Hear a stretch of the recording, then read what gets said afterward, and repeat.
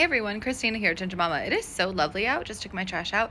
But I had someone on YouTube watch one of my videos from the other day, and they wrote out this long, very thought out message. Thank you to that follower over there. If you want to follow me on YouTube from TikTok, it's linked in my bio, everybody. Thank you, YouTube. Thank you. I'm trying to get to 1,000 followers. We're so close. We're about 810, 820. So thank you. But here's the deal. They were like, I don't see anything wrong with communicating with a partner about past relationships. As I say that throat chakra block, in that post, we were talking about how someone's coming back. It's none of their business who you've been with or what's happened. I want to clarify a few things. One, people who are toxic and abusive will try to quickly gain information about your past connections in order to, yes, some of you do it in a way that's you're trying to understand authentically and deeply. Others will do this as a way to figure out your weaknesses or your insecurities. Second of all, what I was referring to in that post is someone who's already toyed with you.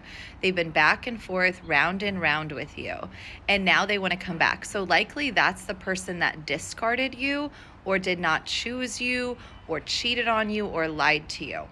Now they want to come back in. So their motivation in coming back in is not to necessarily be with you. It's to see if you've been with other people, right? Because if you've been with other people, that's a sign you might be moving on. And so, this or that, they'll take that as a certain way. Understand that an abuser, if you've been with other people, then you're a player, you're a whore, you're a horrible person. If you haven't been with other people, their ego skyrockets and they're like, yes, I knew it. They were in love with me. Yet that same person still will not commit to you or be with you. And so I was not referring to the fact that if you're in a healthy, established relationship, you cannot bring up stories about past exes. Absolutely. Absolutely. Okay. Past experiences, how that has shaped you or affected you. Absolutely. But if you're dealing with a manipulative individual that's in and out of your life, you sharing about your experiences when you were separated, etc., can cause more problems. From a spiritual perspective, if you're tapped in, Spirit's already going to show you what that person's been up to, right? You're going to sit in the energy and your meditations and your dreams and visions.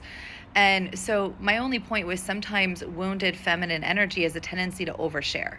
They overshare everything. Oh yeah, well, why we didn't talk. And I know I can see this in myself at times. Oh yeah, I was with so-and-so and I did this and that. And it's the truth. It's honesty. But those individuals might be in a place where maybe they were a player back when, or they did this. And now they're like judging you. Oh, they were not holier than thou. They must not love me enough. And vice versa. If you say that you were inward and yet they had been with other people, it's a weird tit for tat. I don't know how to explain it. And so I was not referring to partnerships that are established. I was referring to dynamics that are back and forth. Those are typically toxic anyways. They're karmic in nature and you need to let it go. But if someone's coming back towards you and you're overly sharing about your current experiences with others or lack of experience with others, they're using that information to further judge, manipulate, or question how your energy is tied. And that particular post, if you saw it, was saying not to share. Sometimes we do need to share, right? That's asking the divine when and how and who.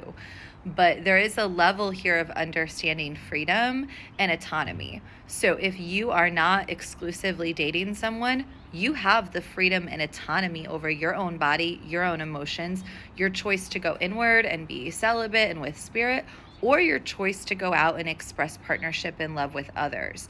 Now, neither is wrong. They're neutral experiences.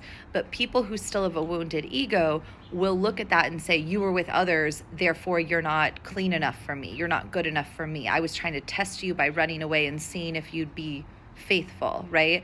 Or on the contrary, they were with others, but you were not. So then they get in a mindset of, oh, you think you're holier than thou, you think you're better than me. That comparison game is BS. That's what we're here to eradicate. That's what we're here to reflect upon. So the question becomes, who are you? Back to center. What do you want? What do you desire? And if you have access to your third eye and your crown, you should be able to know what and when to share. take in that response, process it, and understand what to do going forward. Okay. So I love all of you. I hope that helps clarify. Yes, absolutely. If we're in healthy dynamics, we are bringing up past experiences in a healthy way over time, and we're not judging or labeling the experiences of others, whether those be things like inwardness and celibacy or outwardness and learning lessons with others, right? Like we were not officially with them at that time, but some people act like somehow that person should have been doing the exact same thing as them. And that's their own ego, right? So I love you, collective. Link in bio if you want to book a personal reading. I hope that helps clarify. I'll be posting this to YouTube and on TikTok. Bye.